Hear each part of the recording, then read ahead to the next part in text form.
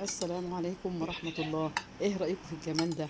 ان شاء الله هنعمل معاكم النهاردة الترند او الكسكسي المغربي بطريقة سهلة وبسيطة، بطريقة العشر دقايق فعلا ما بياخدش وقت والطعم روعة. ان شاء الله نخش على الفيديو ونسمي ونصلي على الرسول صلى الله عليه وسلم ونشوف عملنا الترند الجميل ده ازاي وبطريقة سهلة وبسيطة بس بالطريقة المصرية. نخش مع بعض يلا. كده ايه، جبت طاسة وهحط عليها، وطبعا اهم شيء يكون النار ايه متوسطه او اقل كمان، يعني إيه الهاديه لا نزودها شويه عن الهاديه شويه.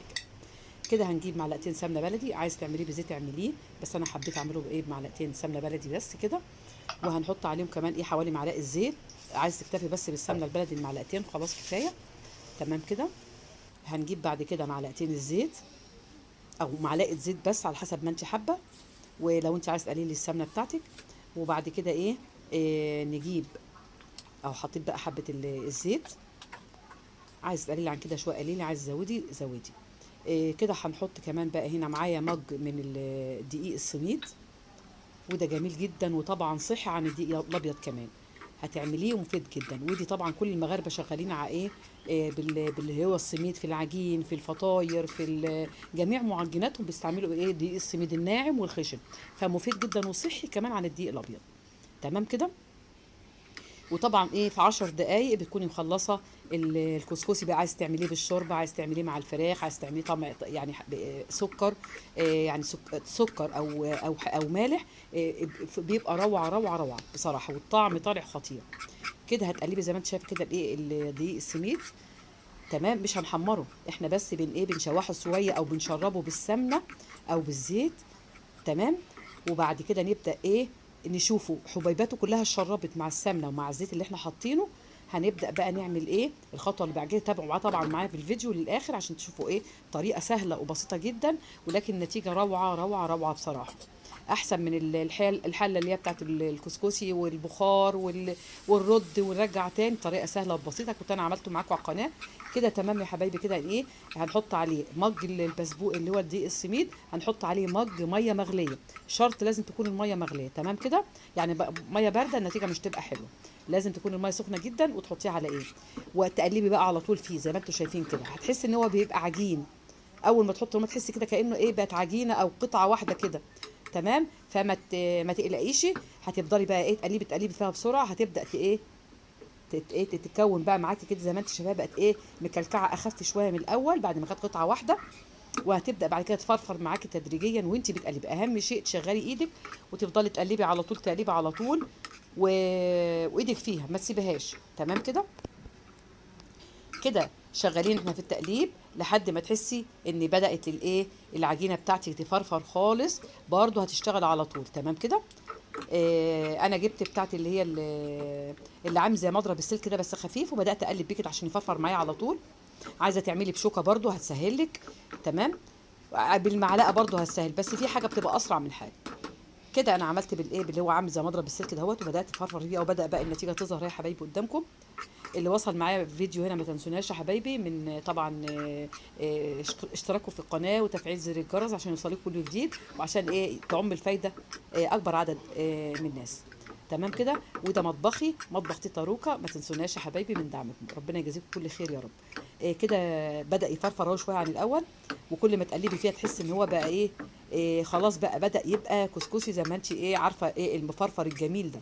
بس ما خدش مني 10 دقايق بفضل الله طبعا. والطريقه بسم الله ما شاء الله مبهره وروعه روعه روعه. كده بدا يفرفر زي ما انتم شايفين النتيجه، وبطريقه سهله جدا وبسيطه ما بتاخدش منك وقت خالص. هتعمليه الصبحيه على الفطار، عايزه تعمليه بالليل كده تحليه حلوه كده سريعه للولاد بتبقى حلوه جدا. اهو زي ما انتم شايفين بدا يفرفر اهو، النتيجه طالعه جميله جدا. ان شاء الله اعمليه وجربوه وقولوا لنا ايه رايكم في كومنتات. بشكر حبايبنا اللي بيكتبوا لنا كلام جميل جدا وبيعلقوا لنا وبيحطوا البصمه بتاعتهم الجميله. ربنا يجازيهم كل خير يا رب. وطبعا احنا مش هنعلى الا بدعمكم، وربنا يديمكم نعمه فعلا في حياتنا. الواحد فعلا ما بيحبش يمر يوم ولا يومين من غير ما ينزل فيديو، مع اني بنزل كل 3 4 ايام 5 ايام، ولكن بتوحشونا. وطبعا بتوا من ضمن عيلتنا واصدقائنا اللي معانا في القناه. كده بس بصوا بقى النتيجه عملت ازاي، بدات تفرفر اهيت قدامكم زي ما انتم شايفينها، والنتيجه طالعه جميله جدا. ان شاء الله تجربوه وتقولوا لنا ايه رايكم في تعليقاتكم. وده الترند بقى اللي ماشي اليومين دول. طبعا القنوات المغربيه بتعمله بقالها سنين، تمام كده، والطريقه سهله وبسيطه وطالع نتيجته حلوه جدا وما بياخدش منك وقت. وطبعا احنا داخلين بقى على موسم المدارس بقى، حاجات وسكريات للولاد بقى عشان نغذيهم. تمام جدا، تمام يا حبايبي. فكده خلاص كده خلصنا الكسكسي بتاعنا الجميل السريع. تمام. كسكسي اللي هو العشر دقايق زي ما هما بيقولوا.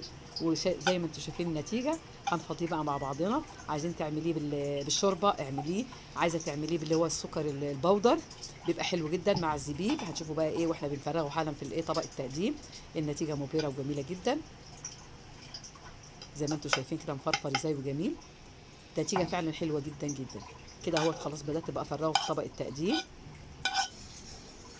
والطعم ما اقولكوش على الطعم بصراحه خرافه وجميل جدا. والنتيجه فعلا يعني ايه حلوه وجميله وسريعه.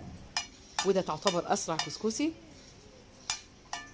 هنحط بقى عليه نزوقه وبنحط عليه شويه الايه. عندنا بقى كنا عامله معاكم زبيب على القناه اللي هو الزبيب الاحمر. فجبته بصراحه بقاله عندي كتير جدا. بستعمله في كل حاجه بصراحه وسريع. وان شاء الله اليومين دول هعمل معاكم برضو باذن الله العنب. لان فعلا سعر اللي هو الزبيب غالي جدا وهينفعنا ان شاء الله كل رمضان. كل سنه وانتم طيبين. على الابواب فاضل عليه 3 4 شهور ان شاء الله، ولا 5 شهور. ويبقى عندنا ايه الزبيب بتاعنا عندنا، وكنا عامليناه معاكم في القناه ان شاء الله قبل ايه موسم العنب بتاعنا ما يخلص. زي ما انتم شايفين بشكله الجميل والفرفره بتاعته الجميله ديت. هنجيب بقى شويه سكر البودر ونرشهم عليه زي ما انتم شايفينها كده. وما كلفنيش حاجه طبعا. كان عندي السميد في البيت بصراحه، وعندي الزبيب، وعندنا السكر اللي هو البودره ده كان برضك من ساعه رمضان. فما كلفنيش اي حاجه كده. قلت ايه جت على دماغي كده نطلع نعمل حاجه مسكره بالليل. فرحت عامله بقى ايه وقلت انزله لكم على القناه. زي ما انتم شايفين كده شكله جميل والطعم اجمل. ان شاء الله تجربوه وتقولوا لنا ايه رايكم حبايبي. هنحط بقى شويه الزبيب اللي كنا عاملينهم معاكم اهوت. ما كلفنيش والله. هجيبهم ونحطهم مع بعض. وده الكسكسي الجميل السريع اللي احنا عاملينه اهو. شفتوا الزبيب اللي كنا عاملينه قبل كده معاكم.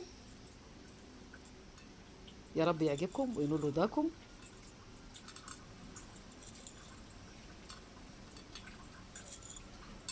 وعجب بصراحه الجميع فعلا. ما صدقوش ان هو يطلع من ايه الكسكسي بالطريقه البسيطه وسهله وسريعه جدا. ولقيني جايبه لهم ايه مقدمه لهم طبق. انت عملتي لي حق عملتيه امتى ومش عارفه اقول له. ما خدش اي حاجه على البوتاجاز بفضل الله طبعا. كده هو الطبق اللي اكتمل بسكر البودر وشويه الزبيب وشويه دقيق السميد. وما كلفناش اي حاجه. وفي 5 دقائق تحليه كده جميله من غير ما نكلف نفسنا ومن غير ما نتعب نفسنا ولا ساعات في الفرن ونعجن ونخبز ونرد البتاع ده الكسكس تاني في الحله وبعدين نطلعه نفرده ونضيف له مش عارفه ايه. لا كانت فعلا بتاخد وقت. لكن دي طريقه سريعه جدا يعني قصدي بسيطه جدا مش سريعه. وما خدتش مننا وقت كبير. ان شاء الله يا رب يعجبكم الفيديو. هنحط بقى كده ايه ناخد ايه ندوق مع بعض كده معلقه. بصراحه لقيت طعمه جميل جدا جدا وما خدش مننا اي وقت. كده حبايبي اشوفكم على خير. بحبكم في الله.